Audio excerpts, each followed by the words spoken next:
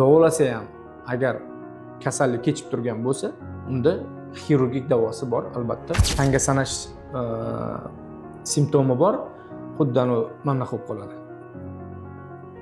Endi qaysidir adabiyotlarda tilanchi simptomi ham deydi. Yuz ifodasini o'zgarishi, ya'ni u kulsa ham bilinmaydi, xafa bo'lsa ham bilinmaydi. Bir xil yuz ifodasi shuni bir xil turadi.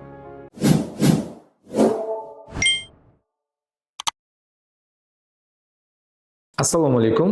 Bugun kam uchrovchi nevrologik kasalliklardan bittasi bu Parkinsonizm kasalligi haqida gaplashamiz.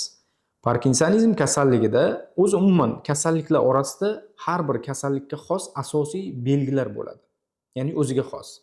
Parkinsonizm kasalligida ham xuddi shu kasalliklar qatori o'ziga xos bir nechta asosiy klinik belgilar mavjud. Dunyo aholisini 10 millionga yaqin insonlar Parkinsonizm bilan yashamoqda. Bu albatta endi umumiy olganda dunyo aholisi umumiy olganda bu nisbati kamroq, lekin 10 million bu ko'p hisoblanadi aslida. Xo'p, Parkinsonizm kasalligi qanaqadir faqatgina yosh kattalarda uchraydigan kasalliklar turi emas. Azizlar, e'tiborliroq bo'ling. Bu yoshlarda ham oxirgi paytlarda, oxirgi bir necha 10 yillikda yoshlarda ham uchrayotgan holatlar ko'p. Oddiy qilib tushuntiraman. Parkinsonizm nima? Parkinsonizm bu bosh miyada dopamin ishlab chiqaruvchi hujayralarni sekin-sekinlik bilan nobud bo'lishi. Ya'ni bu bir nechta asosiy belgilarni yuzaga keltiradi. Bemorlarni shikoyat qilishga majbur qiladi. Xo'p, birinchisi bu tremor. Tinch holatdagi tremor, ya'ni qo'l qaltirashi. Asosan o'ng yoki chap qo'lda boshlanadi. Ikkinchisi bu bradikineziya. Bradikineziya nima? Bradi sekin, kineziya bu harakat. Harakat sekinlashuvi. Inson harakatlanganda sekin harakat qilib boshlaydi. Keyingi belgisi bu mushaklarning rigitligi, ya'ni mushaklar qotishi. Plastik tipda bo'lishi mumkin. Bu spastik holatlar, ya'ni ishemik insultlardan keyingi holatlarda bo'lishi mumkin. Bu mushaklar qotish holati. Undan tashqari esa postural buzilishlar, ya'ni yurganda egilib yurish yoki bo'lmasa muvozanat buzilish holatlari. Albatta bu asosiy belgilar Parkinsonizmga xos belgilar hisoblanadi. Parkinsonizmni asosiy erta belgilari bor. Bunda qanaqa bo'ladi? Bunda bemorda uyqu buzilishi holati, keyingisi ich qotishi. Ich qotishi ham albatta mumkin. Bu erta bosqichlarda. Keyingisi bu o'ng yoki chap qo'lda sekinlik bilan titroqlarni kuchayish holati va harakatlar sekinlashuvi, undan tashqari yuz ifodasini buzilish holati. Ya'ni meditsina tilida bu gipomimiya yoki amimiya. Bemor kulganini ham, xafaligini ham bilib bo'lmay qoladi. Shu holatlarda Parkinsonizm kasalligiga diagnoz qo'yishga asosiy belgilar bo'lishi mumkin. Undan tashqari bu instrumental va laborator tekshiruvlar albatta juda katta ahamiyatga ega. Xo'p, Parkinsonizm kasalligini bir nechta sabablari bor. Bularni sizlarga to'liqroq keltirib o'tib ketaman.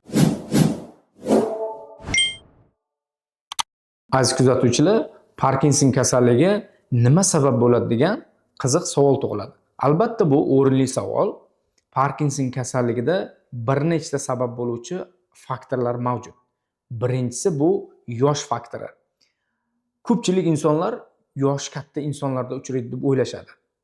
Aslo bu fikr noto'g'ri. Yosh Parkinson bemorlar ham juda ham ko'p. Keyingi sababi bu genetik faktor. Umumiy Parkinson kasalligi bilan og'rigan bemorlarning orasida 10-15% holatda bu genetik faktor, ya'ni ota yoki onasida bor bo'lgan kasallik bolalariga o'tish ehtimolligi 10-15% holatda bor. Bu juda ham katta foiz emas, lekin 10-15% ham albatta bu uchrash ehtimolligini oshiradi. Keyingi faktor bu sabab bo'luvchi toksik, ya'ni bosh miyada dopamin ishlab chiqariluvchi hujayralarni zararlovchi og'ir metal tuzlari, kimyoviy moddalar va boshqa kanserogenlar, organizm uchun zararli bo'lgan mahsulotlar, metal tuzlar albatta Parkinson kasalligiga sabab bo'lishi mumkin. Undan tashqari eng ko'p uchrovchi sabablardan biri bu bosh miya ishemiyasi, ya'ni kislorod tanqisligi. Bosh miyada surunkali qon aylanishini buzilishi o'zini funksiyasini to'liq namoyon qila olmaydi. Ya'ni miya. Shuning uchun dopamin ishlab chiqarilishi pasayib ketadi. Natijada esa Parkinsonizm kasalligi kelib chiqadi. Yuqorida aytib o'tib ketganimizdek, ko'pchilik insonlar yoki bo'lmasa Parkinsonizmdan og'rigan bemorlar bu kasallik faqatgina yoshi kattalarda uchraydi deb xulosa qilishadi. Yo'q azizlar. Albatta, praktikamizda bo'ldi yaqinda, o'tgan haftada bitta bemorimiz 37 yoshli bemor, erkak kishi. Otasini taniyman ularni. Otasi xuddi Parkinsonizm kasalligini titroqli formasidan o'tib ketganlar. Endi shu holat oilada ikkinchi farzand, ikkinchi o'g'il xuddi shu holatda farzandlariga ham o'tdi. Ular Moskvaga, O'zbekistonda boshqa joylarda tekshiruvlar qilishgan, instrumental va laborator tekshiruvlar qilinganda, Moskvada tekshirilganda Parkinsonizm под вопрос va essensial tremor под вопрос, ya'ni to'liq tasdiqlamagan. Lekin biz tekshirganimizda bu yuqorida sanab o'tgan 4 ta asosiy kriterik belgilari hammasi tasdiqlab turibdi. Ya'ni yozishda muammolar bor. Yuzda ifodaning buzilishi, ya'ni jiddiylik holati va tinch holatdagi tremor, xotira pasayish holatlari, asabiylik va undan tashqari esa qabziyat, ya'ni ich qotish holatlari ko'paygan. Bu esa albatta Parkinsonizm kasalligini tasdiqlaydi. MRT qildirilganda esa bosh miyada aynan dopamin ishlab chiqaruvchi bosh miya strukturasi, ya'ni substansiya nigra deydi, bu qoramtir moddani atrofiyaga uchrash holatlari kuzatildi. Bu esa Parkinsonizm kasalligini 100% tasdiqlab, biz davo muolajalarni qildik. Ahvollari hozir stabil, yaxshilandi, uylariga javob berdik. Endi bu yog'iga ma'lum muddat davomida bizani kuzatuvimizda bo'ladi. Parkinsonizm kasalligi shunaqa qo'pol qilib aytganda injiroq kasallik, ya'ni ko'proq e'tibor talab qiladi. Ayrim nevrologik kasalliklar bor, insondan ko'proq e'tibor talab qiladi. Ya'ni doimiy dorini nazoratida bo'lish kerak bo'lgan kasalliklar turiga kiradi. Parkinsonizm kasalligini davolashda oltin standart mavjud. Bu xalqaro birlikda qabul qilingan. Birinchisi levodopa gruppa dorilari. Levodopa gruppa dorilari qaysidir ma'noda bu dopamin o'rnini bosuvchi preparat hisoblanadi. Keyingisi bu dopamin agonistlari. Bu Pramipex va bromokriptin dori vositalari hisoblanadi. Ya'ni dopaminni sezgirligiga ta'sir qiluvchi retseptorlarning faolligini oshiradi. Undan tashqari bu MAO ingibitorlari. Bu nima qilib beradi? Bu dopaminni parchalanishini sekinlashtiradigan dori vosita gruppa hisoblanadi. E'tibor bering, bu gruppa dorilarni albatta nevrolog vrach tavsiya qilishi bilan qabul qilish kerak.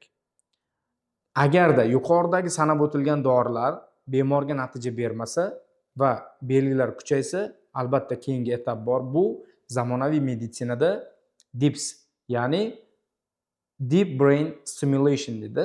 Miyani chuqur strukturalariga elektrodlar yuborib, qo'pol qilib aytganda chip o'rnatib, bemorni umumiy holatini, ya'ni bezovta qilayotgan Parkinsonizm belgilarini ma'lum muddat bosib turish mumkin. Undan tashqari reabilitatsiya, fizioterapiya, nutq terapiyasi va undan tashqari harakat mashqlarini tavsiya qilib qolardim. Albatta, dori va harakat eng yaxshi natija. O'zingizni ehtiyot qiling.